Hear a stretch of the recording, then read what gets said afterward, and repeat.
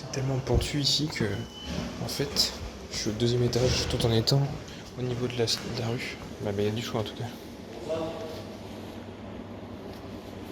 Ça, ce sont des anciens murs d'un vieux palais. Et voilà mon petit déj.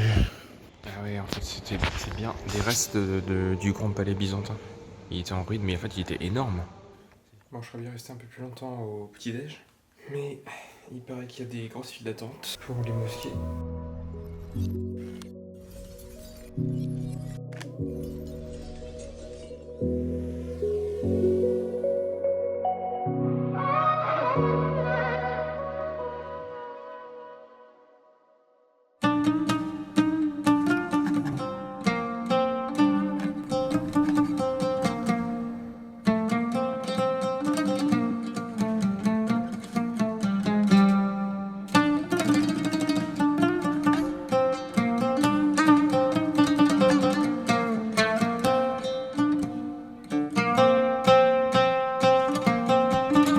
Aujourd'hui, j'ai peut-être encore plus chaud. Mais au moins, je suis en tenue. Elle est pas si bleue que ça en fait.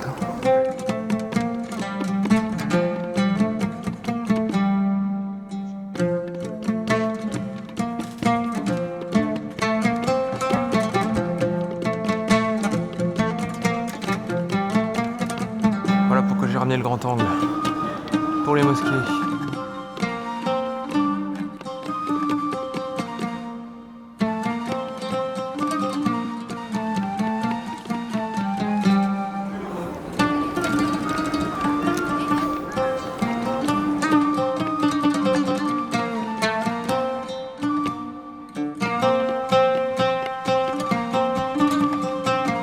C'est de la céramique de la ville d'Iznik en Anatolie. En fait, toutes les portes en bois cachent des tapis. Pour les gens qui oublient peut-être leur tapis, je sais pas. Bon, bah c'était sympa, mais maintenant direction Hagia Sophia, qui est apparemment encore plus bondée. Et bien tout à l'heure, il n'y avait personne. À 8h, évidemment, 1h dans l'ouverture, mais là, il y a une queue d'enfer. C'est même pas la peine, quoi. Donc je vais faire autre chose en attendant. Je savais que ce serait compliqué, mais à ce point-là, quand même, je pensais pas qu'il y avait autant de monde là, dès le matin. Ce sont de grands souterrains qui servaient de citernes pour alimenter la ville en eau. Et il est fait bien plus frais du coup. Ça fait du bien. Il fait vraiment sombre par contre. Ah bah voilà, un petit peu de lumière.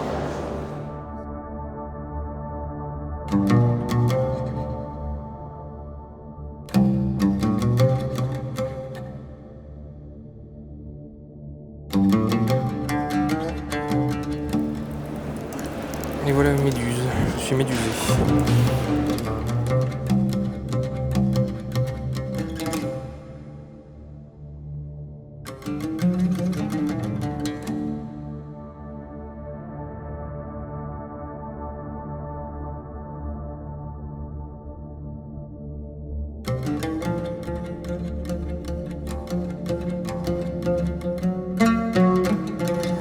Donc voilà, sous mes pieds, il y a les citernes. Du coup, direction vers le Topkapi Palace.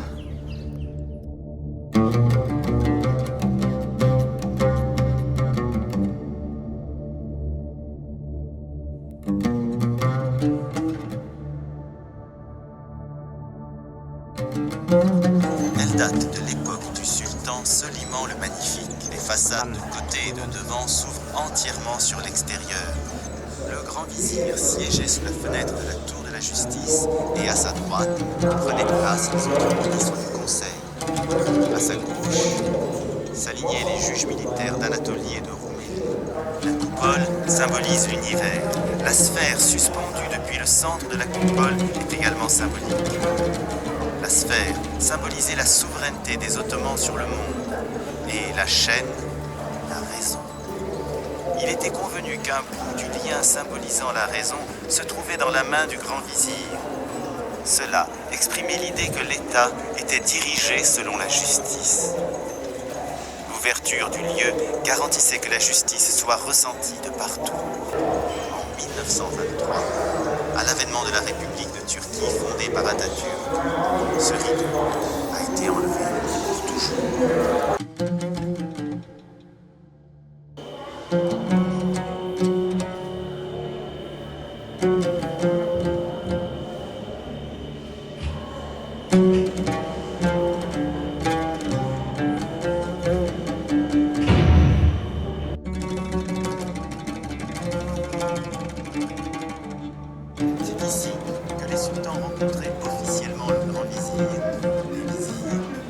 commandant nommé au poste de Serdar Yekrem. C'est aussi en ces lieux qu'étaient reçus les ambassadeurs étrangers. À l'époque du sultan Abdülmecid, les revêtements, les rideaux de porte et les tentures, les tapis ouvragés à la main avaient vieilli, au point d'être hors d'usage. Ils furent envoyés aux fonderies de l'Hôtel des Monnaies. Retenez maintenant votre souffle. À partir des broderies qui les ornaient, furent obtenus 88 kg 345 grammes d'argent et 912 kg 64 grammes d'or. Ah oui. Ces données Quand même. nous permettent de nous faire une idée de la somptuosité déployée dans ces ornements. C'était ici un centre de formation où étaient évalués selon leurs compétences et éduqués les jeunes gens recrutés selon le système du Devshirme. Pour exercer des fonctions au sommet de l'État, il fallait non pas être noble, mais avoir été sélectionné selon le mérite. Je commence à avoir faim.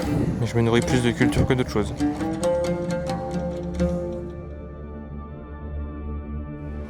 C'est fou le nombre de détails qu'ils arrivent à mettre sur des vêtements, quoi. C'est écrit tout petit là.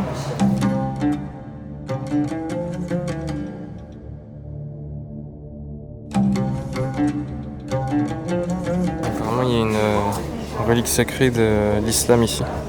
Ce serait parce que Mohamed est venu ici et il doit avoir touché je sais pas quoi. Du coup c'est sacré quoi, logique.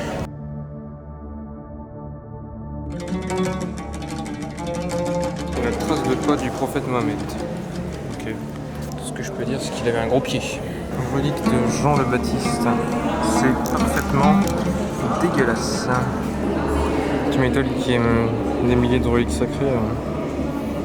Des fragments de bouteille d'une eau qui servait à nettoyer le corps du prophète Mohamed quand il était mort, c'est une relique sacrée.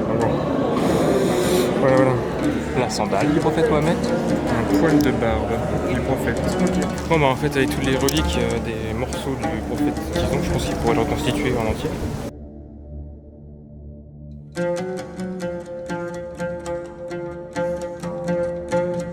C'est la signature du sultan.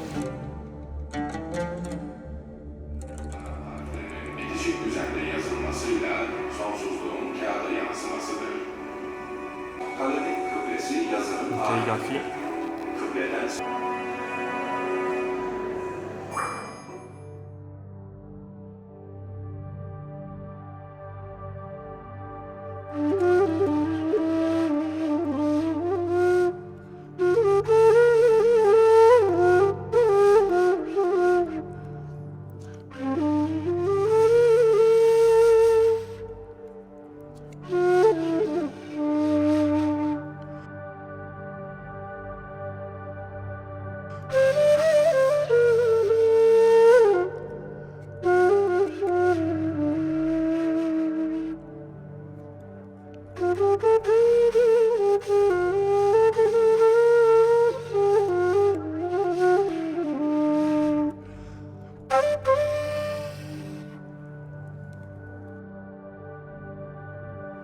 Et bien nous voilà dans la 4e et dernière cour. Et c'est celle sur laquelle on a une vue. Et normalement je crois que c'est aussi celle où il y a le harem. C'est la partie la plus privée quoi. C'est là où le sultan doit vivre j'imagine.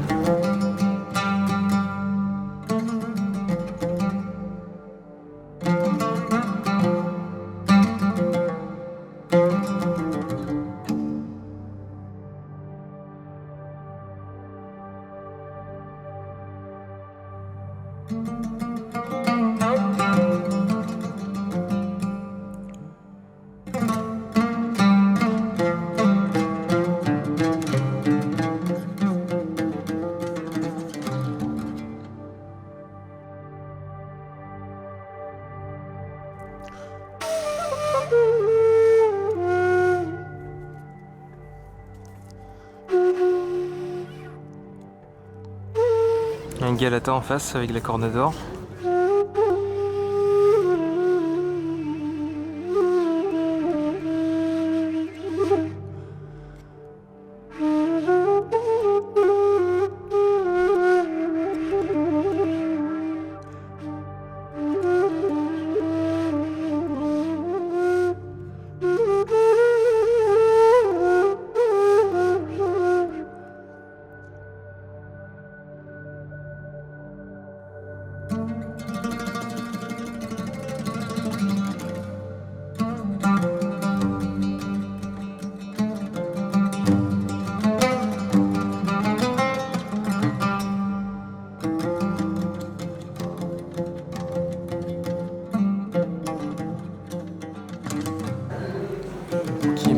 et la faïence, c'est vraiment le paradis quoi. Voilà le harem. Fameux. Vous regardez maintenant la cour des concubines et des épouses. Nous pouvons dire que c'est ici l'aile polygame du harem. Cette cour était aménagée selon la hiérarchie des femmes. Les chambres avec vue étaient données à celles qui avaient donné un enfant au sultan. C'est ici le centre de la section des hommes, le sofa impérial. Dans le complexe du palais, un lieu débordant de femmes appartenant à la famille impériale et de concubines. À l'intérieur du harem, c'est là qu'avaient lieu les accessions au trône, les félicitations pour le Bayram, les fêtes. C'est là aussi qu'étaient organisés les divertissements de la famille impériale.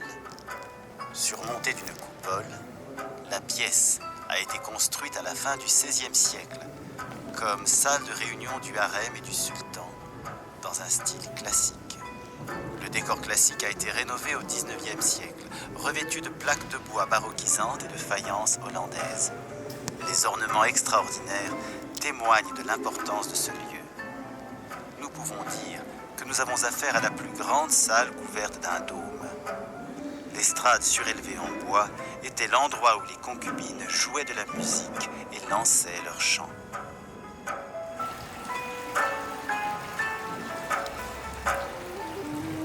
Elle est belle cette pièce.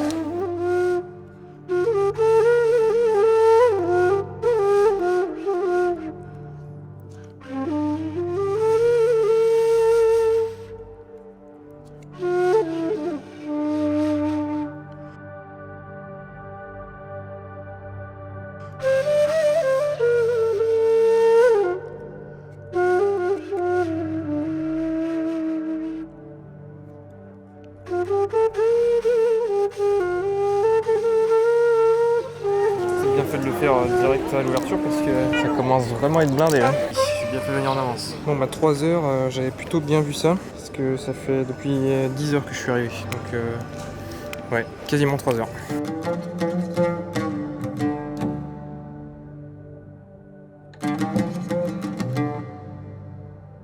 Irène, ça a été une impératrice byzantine. Donc je sais pas si c'est elle, la sainte Irène, je suis pas sûr. Suivant la conquête de Constantinople, l'église n'a pas été transformée en mosquée. Elle est restée enfin, elle n'est pas restée une église non plus, c'était leur arsenal en fait, qui stockait l'armurerie. Du coup, ce qui explique un peu l'état du bâtiment quoi.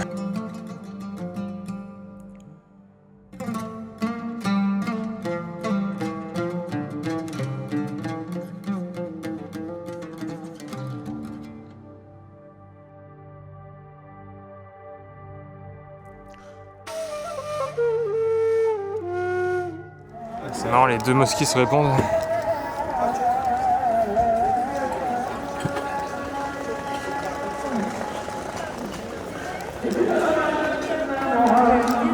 C'est vraiment ça, quoi. C'est vraiment les deux mosquées qui se répondent.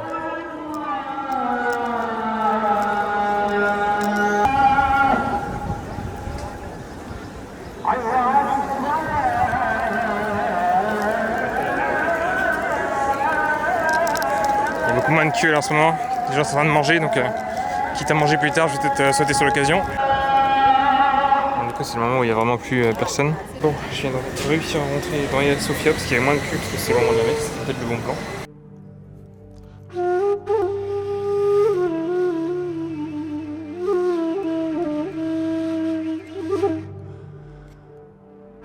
Bon, bah, rebelote.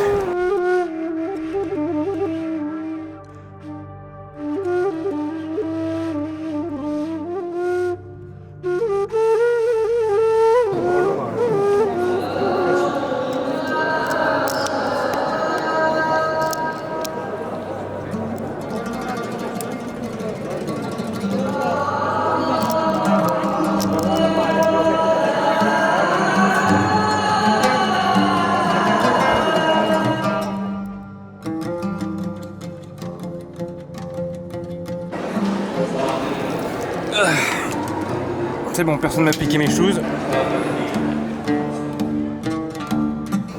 Elle est tellement volumineuse en fait que c'est compliqué de l'avoir en entier.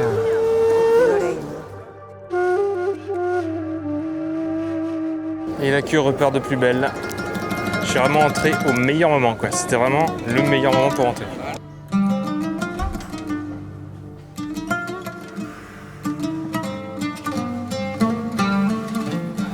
Cette première partie de journée s'est déroulée comme sur des roulettes finalement. Même mieux que ce que j'espérais. J'ai réussi à faire les 2 mosquées, tout sur Tarnamet et Top Capeux en 6 heures. Ouais, il a vu comme 6 heures, mais bon, c'est fait. Et maintenant, il me reste tout l'après-midi. Je vais pouvoir faire les bazars. On se rapproche de plus en plus du kit complet de café turc. J'ai acheté un CSV, un vrai, un gros, pour pouvoir faire du café. Tellement de choix quoi, je peux pas... Si je m'écoutais je prendrais tout mais je peux pas. Mon sac qui pèse 3 tonnes avec tout ce que j'ai acheté. J'ai réservé le tour en bateau pour 15 €. Putain le gars m'avait pas menti hein, le vue est sympa.